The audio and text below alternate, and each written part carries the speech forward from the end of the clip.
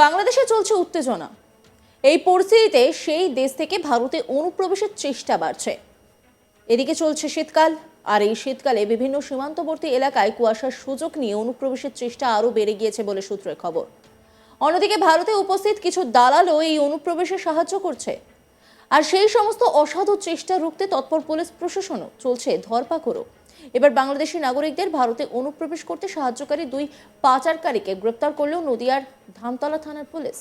সূত্রে খবর, গত এক মাস যাবৎ বাংলাদেশি নাগরিকদের ভারত অনুপ্রবেশ করতে সাহায্যকারী এইসব দালালদের লাগাতার গ্রেপ্তার করেছে রানাঘাট পুলিশ জেলার আধিকারিকরা। তারই অঙ্গ হিসেবে এবার গোপন সূত্রে খবর পেয়ে বরণবেড়িয়া থেকে দীপঙ্কর বিশ্বাস ও শ্রীরামপুর থেকে এনামুল মণ্ডল নামে দুই ব্যক্তিকে গ্রেপ্তার করল ধামতলা থানার পুলিশ।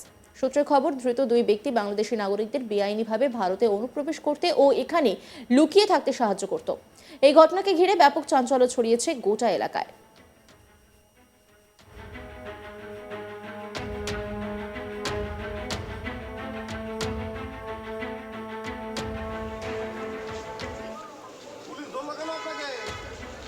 কি বলবেন পুলিশ ধরলো? কি বলবেন পুলিশ ধরলো?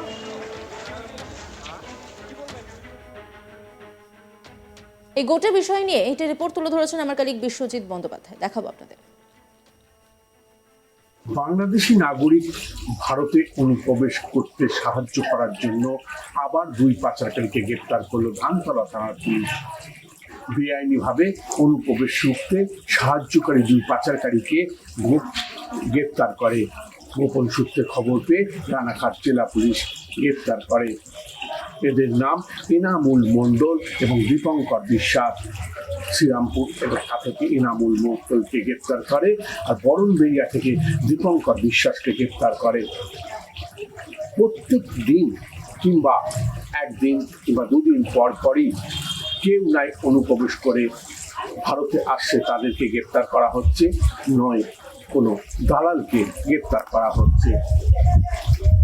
বর্তমানে বাংলাদেশের পরিস্থিতি যে ঘটনা ঘটছে তাতে বাংলাদেশিরা তাই নানা অছিলায় এবং তারা তার কাজ ভেদ করে দালাল চক্রের সাহায্যে এদেশে আসছে। কেউ বা কাজের সন্ধানে, কেউ বা ভারতে এসে থাকার বন্দোবস্ত করছে। আর এটি চাঞ্চল্য ছড়িয়েছে।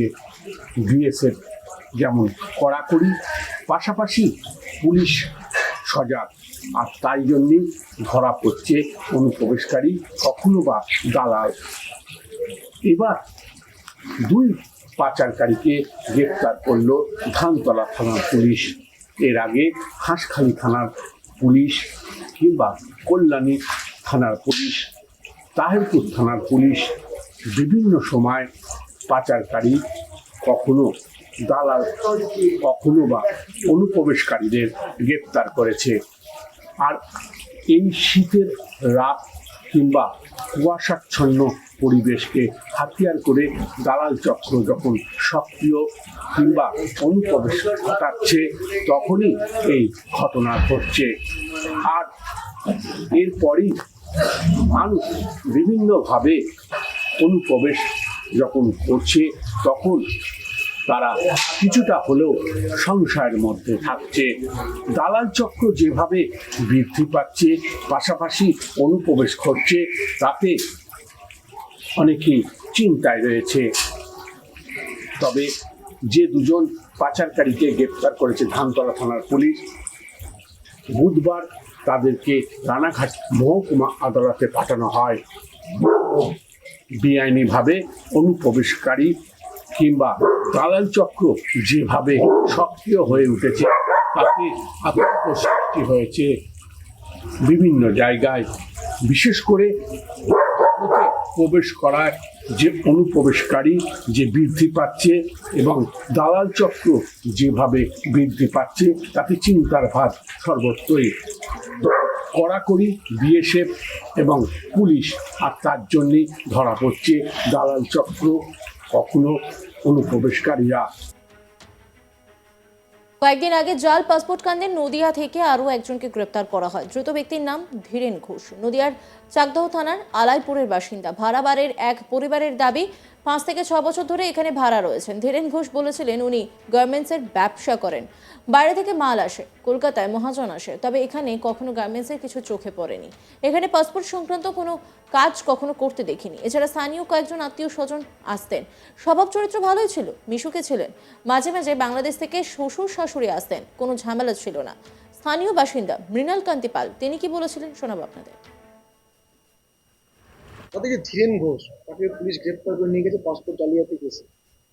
কি বলবেন এখানে ভাড়া কত আমাদের বাড়ি আগে 5-6 বছর হলো ভাড়া থাকে, কিন্তু আমরা খুব ভালো মানুষ বলে চিনতাম এবং এলাকার লোকের সঙ্গে ভালো সম্পর্ক আছে। কারোর সঙ্গে কোনো ঝামেলা ঝুট এখনো পর্যন্ত আমরা পাইনি, দেখিনি।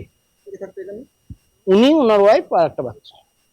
কখনো বাইরের লোকে যাতায়াত ছিল না, বাইরের লোক বলতে গেলে যা আসতো লোকালের লোকই আসতো, আর তা নাহলে বাংলাদেশ থেকে শ্বশুর শাশুড়ি এরাই আসতো, আর সেরকম কেউ আসতো না।